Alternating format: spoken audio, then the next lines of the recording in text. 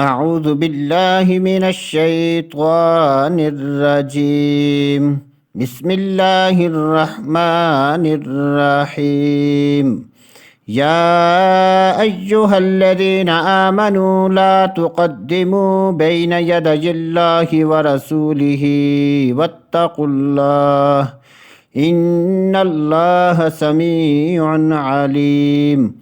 يا أيها الذين آمنوا لا ترفعوا أصواتكم فوق صوت النبي ولا تجهروا له بالقول كجهر بعضكم لبعض أن تحبط أعمالكم وأنتم لا تشعرون. إن الذين يغضون أصواتهم عند رسول الله أولئك الذين امتحن الله قلوبهم للتقوى لهم مغفرة وأجر عظيم. إن الذين ينادونك من وراء الحجرات أكثرهم لا يعقلون. ولو أنهم صبروا حتى تخرج إليهم لكان خيرا لهم والله غفور رحيم. يا أيها الذين آمنوا إن جاءكم فاسق بنبأ فتبينوا أن تصيبوا قوما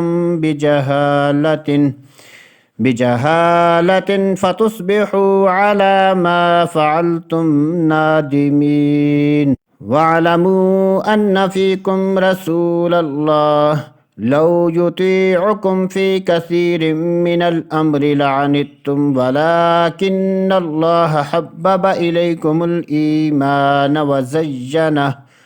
وزينه في قلوبكم وكره إليكم الكفر والفسوق والعصيان أولئك هم الراشدون فضلا من الله ونعمة والله عليم حكيم. وإن طائفتان من المؤمنين اقتتلوا فأصلحوا بينهما فإن بغت إحداهما على الأخرى فقاتلوا الذين تبغي حتى تفيء إلى أمر الله فإن فاءت فأصلحوا بينهما بالعدل وأقسطوا إن الله يحب المقسطين. إنما المؤمنون إخوة فأصلحوا بين أخويكم واتقوا الله لعلكم ترحمون.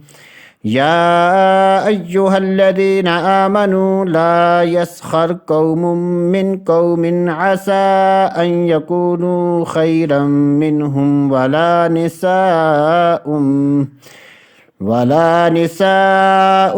من نساء عسى أن يكن خيرا منهن ولا تلمزوا أنفسكم ولا تنابزوا بالألقاب بئس الاسم الفسوق بعد الإيمان ومن لم يتب فأولئك هم الظالمون. يا أيها الذين آمنوا اجتنبوا كثيرا من الظن إن بعض الظن إثم ولا تجسسوا ولا يغتب بعضكم بعضا أيحب أحدكم أن يأكل لحم أخيه ميتا فكرهتموه واتقوا الله إن الله تواب رحيم.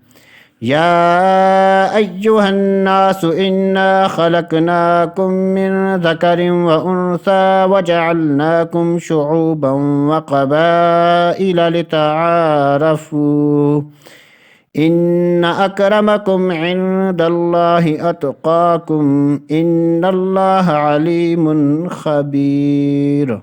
قالت الأعراب آمنا قل لم تؤمنوا ولكن قولوا أسلمنا ولما يدخل الإيمان في قلوبكم وإن تطيعوا الله ورسوله لا يلتكم من أعمالكم شيئا إن الله غفور رحيم إنما المؤمنون الذين آمنوا بالله ورسوله ثم لم يرتابوا وجاهدوا بأموالهم وأنفسهم في سبيل الله أولئك هم الصادقون قل أتعلمون الله بدينكم والله يعلم ما في السماوات وما في الأرض والله بكل شيء